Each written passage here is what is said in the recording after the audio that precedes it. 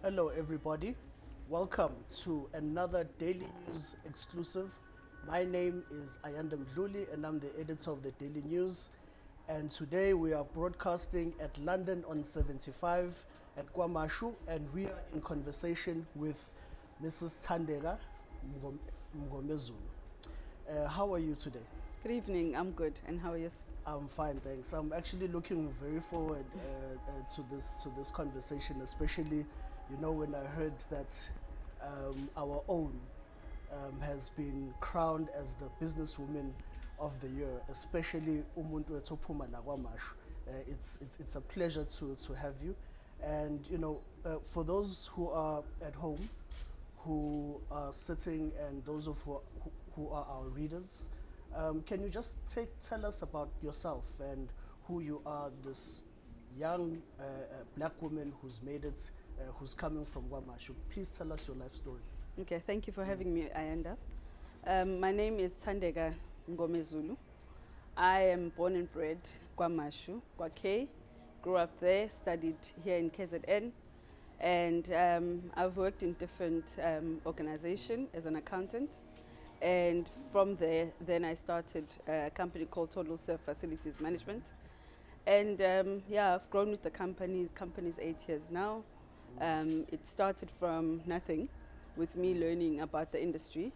But now, we're proud to say that we employ about 560 people from underprivileged communities here in KZN. So I'm a mother, I'm a wife, Yes. I'm a lover of things and all things good. Yeah. So obviously now we're talking about Total Serve Facilities Management, of which you are the CEO. So what's the criteria, the process that led to you achieving the status of Businesswoman of the Year? Okay, so basically what they look for are businesses that have an impact. So you can have high revenues but not have a good impact in your community. So with our model, we work on empowering people within the organization. So you have to show the change, that you employ someone as a cleaner, and as they grow in the company, they become something else. So impact is quite important before profits and your revenues and how far you've grown. So talking about impact and talking about empowerment, can you just perhaps take us through, in your career, what is it that impacted you the most, that led you to become the leader that you are? Okay, what impacted me the most, it's seeing, people that I grew up with not reaching levels in which they ought to. So for me, the career that I was in didn't actually expose me to be able to hire people and, empower people within our communities. And that's why I chose the sector that I'm in, because you can hire as many people as you can. And then obviously another key theme that's popping up here, it's the theme of empowerment. Absolutely. And especially with you being a black woman, and coming from a marginalized community where black people, especially black business people, continue to be marginalized. Women in particular continue to be marginalized in various sectors of our economy.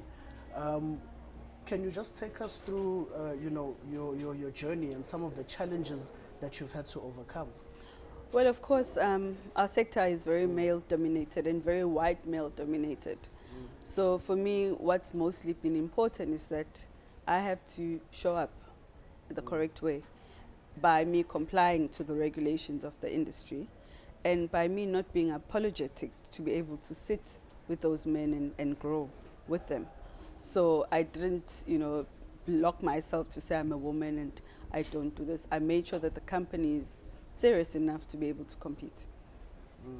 So all of this now has obviously molded you into the leader that you are today. Absolutely. Yeah. So can you perhaps maybe, just in your view, what's your take on the leadership issues, that are currently facing a lot of people who come from our communities, and black women in particular in South Africa? Absolutely. I mean, I think what's mostly important is, as a leader, you need to be able to walk the talk. And what I've seen with most business people, they become bosses than they're leaders. So leaders are people that are motivational on a daily basis. Leaders are people that are able to hold people, you know, and grow with them, and involve everyone in the vision of the company. Than you just being a boss and wanting to be seen as this person that cannot be approachable.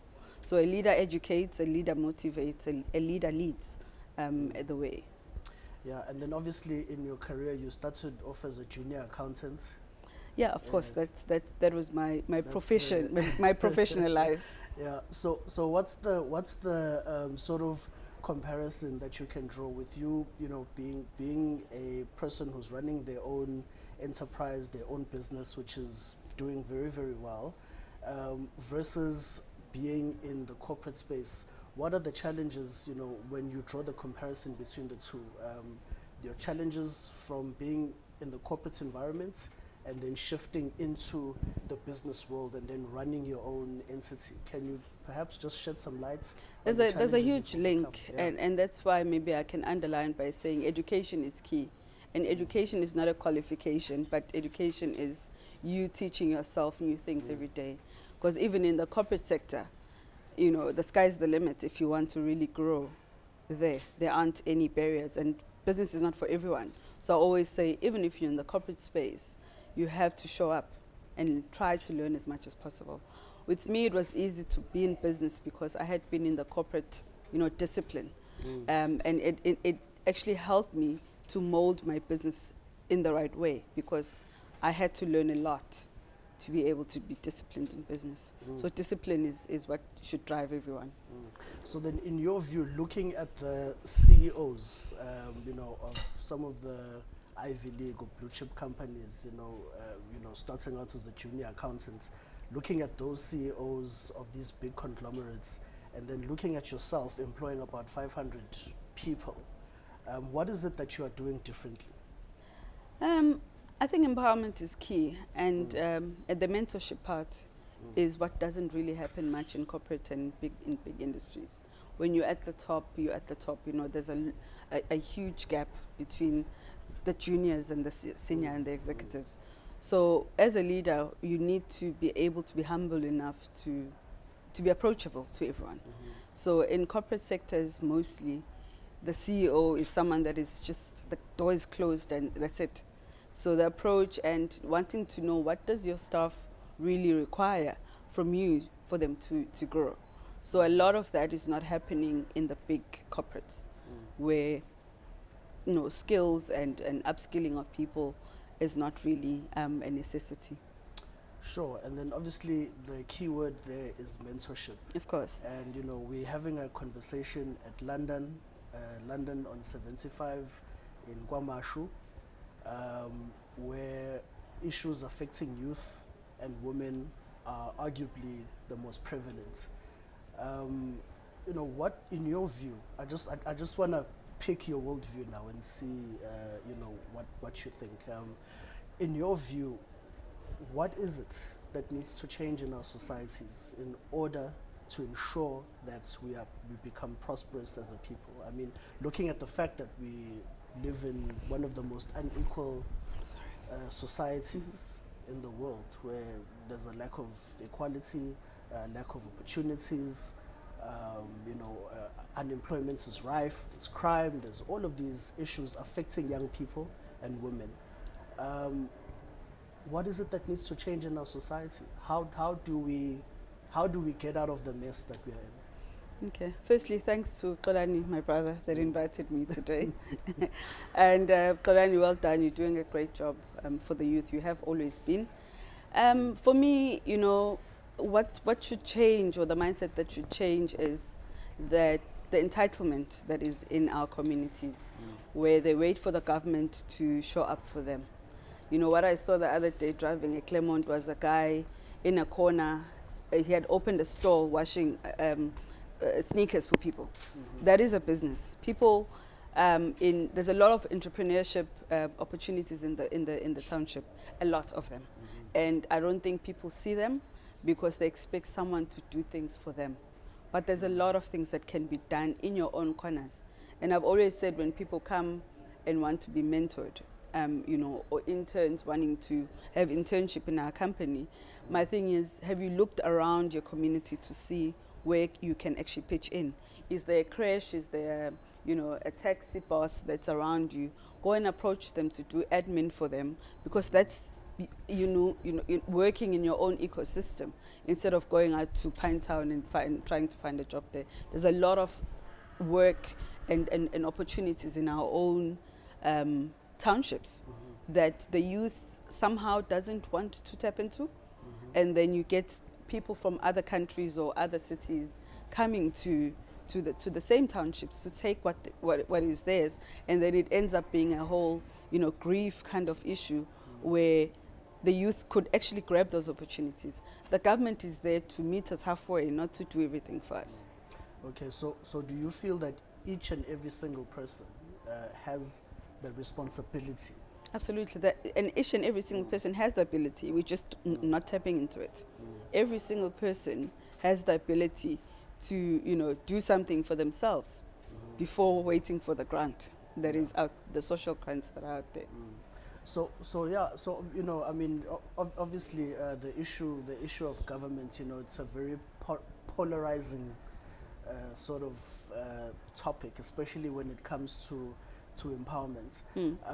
But in your view, do you think that more can be done, or do you think that our government is doing enough, or do you think that maybe they're slacking here and there? If you had a magic wand, so to speak, to just change things, from into your perspective, what is it that our government should be doing better? Well, I'll speak for both. Government is big in doing policies that would say 30% to black companies, 40% to women, but the implementation of that is not done. So I think there's a lot of enforcement that can be done there. But then on the business front as well, you need to be ready to be the 30% company. What I've seen, especially around here in KZN, is that people want to grab the 30%, but they're not ready to, take up those opportunities. They don't comply to certain things. They don't take themselves seriously as a business. So, and that is why I'm saying we need to be able to meet the government halfway. Because they do have the policy to say they have a 30% stake in every opportunity or tender, but there's no enforcement. So I think there's a lot of enforcement that needs to be done on the government front to make sure that these policies that they've developed, and are implemented correctly. Okay. So in your view, do you believe that the policies are right? It's just the implementation. So when we talk about black economic empowerment, for instance, as a policy, but which is not being implemented accordingly, because you still find, especially in your field, as you've mentioned, that it's a white dominated field. Yet, it being a white dominated field, you'll find that the majority of the businesses that get government contracts are white owned. Absolutely, because the charter is there. The property BE charter is there, but it's not being followed correctly. So government has done the initiation of it, but the implementation is not there. So that's what I think needs to change. Yeah. So in that changing, will then that ensure that BEE becomes the policy that it was meant to be? Yeah, of course, the government has to account. Yeah. To say in any fiscal, they have to show that these are the companies that we've empowered through this program that we've implemented. So that is not being done. Okay, and if that could be done, maybe there would be change. Yeah, so we have a massive problem with accountability. Absolutely. A massive problem with accountability, and people who are supposed to be doing the right thing but are not doing the right thing, hence the marginalization of black business. And the transformation will take forever because of these policies not being implemented correctly. Yeah, and while we're touching on these issues, touching on youth empowerment, touching on BEE issues, transformation, the South African economy, Um, we are coming from a very difficult period as KwaZulu Natal. We've seen the civil unrest that we've had. The COVID-19 pandemic as well has decimated our communities financially, economically. Yeah. People have lost their loved ones. We're dealing with a virus that's constantly changing. We don't know whether we're coming or going, so to speak. What are your thoughts, and what is your official position, so to speak, in rebuilding KwaZulu Natal and uplifting what has been decimated, coming from the civil unrest and coming from this COVID-19 pandemic? Again, if you had that magic wand. And as much as it's been a mess, but I certainly think that it's been a message to all of us, to take things forward, to be resilient, because tough economies need tough companies, need tough people. So this has happened. What do we then do? I see it as an opportunity for everyone to either start afresh, look into what they do, so that should this happen again, you be ready. Even with businesses, go back to your business model and see how it is that it can fit into, work more on your disaster management on your business. To say, how can I offer my services different? Am I going to e-commerce? Am I,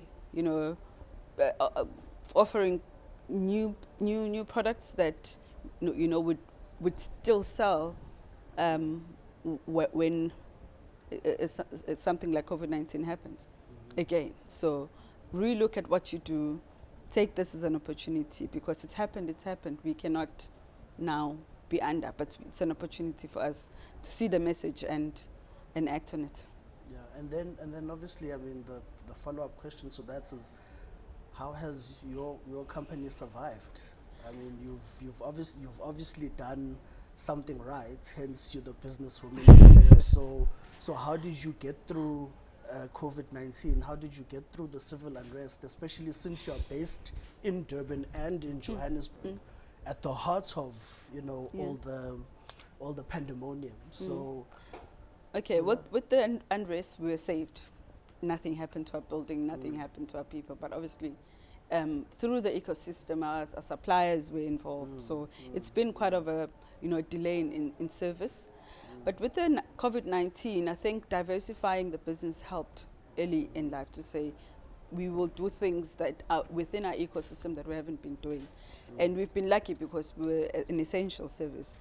Cleaning and hygiene and facilities management are required anyway, and they've been required even more.